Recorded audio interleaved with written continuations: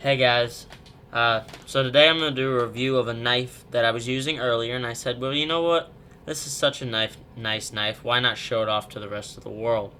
This is the Buck 673 Skinner in black, one of my favorite Skinners that I own.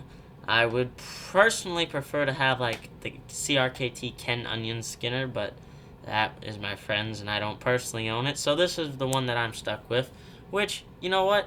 It's a knife. It's made to cut. It cuts fine, so therefore it fulfills its purpose. The Buck 673, black handles, rubberized, full tang, because you can see the metal in there in the lanyard hole. Good blade. It's a flat grind, but this particular grind, once it gets down to the edge there, for some reason, this cuts squirrel skin better than razor blades. I'm assuming it's the grind. That's the only thing that I think it could be. Stamped Buck. USA 673. The sheath is marked Buck with 673 BLK standing for black with Buck stamped 3 times on the button. That's all the insignia on the whole knife. The rubber grips don't really have a grip at all. The metal ones have a better one.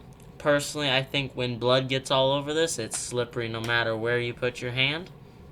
It's got these 2 unique thumb and forefinger grooves here, which I put my thumb and finger in here when I'm cutting tendons, legs, finer cuts than like this. When I'm cutting finer cuts, this is what I use. The sheath, we'll move on to that. That's an interesting one. Black, padded down here, wide top up here, which in my opinion is nice. It has the black liner inside, the black plastic liner, so you don't tear it up.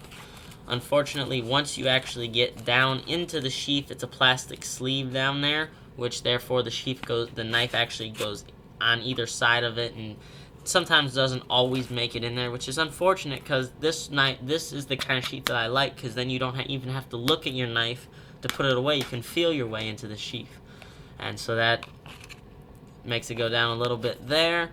Another thing is, if you snap it closed, the knife slides in and slides out.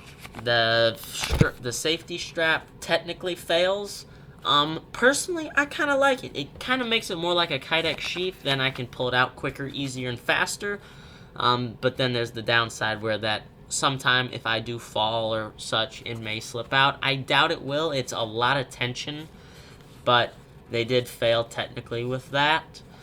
Simple nylon belt strap. Doesn't need to be any fancier construction. The rivets and the button snap seem to be of good quality to fit in there. And that's about it, really. It's a good knife. I recommend it. You can find them for like $23 on eBay right now. This is 2015. But yeah, I recommend it. Obviously, there's nicer knives out there. Ken Onion Skinner, Bubble Blade. That's a new thing that's out. Bubble Blade. I've used one. Great quality. It's just for the price. And if you want to cut squirrel skin, which apparently is one of the toughest hides I've come across, I highly recommend it. Thanks for watching. Like and subscribe.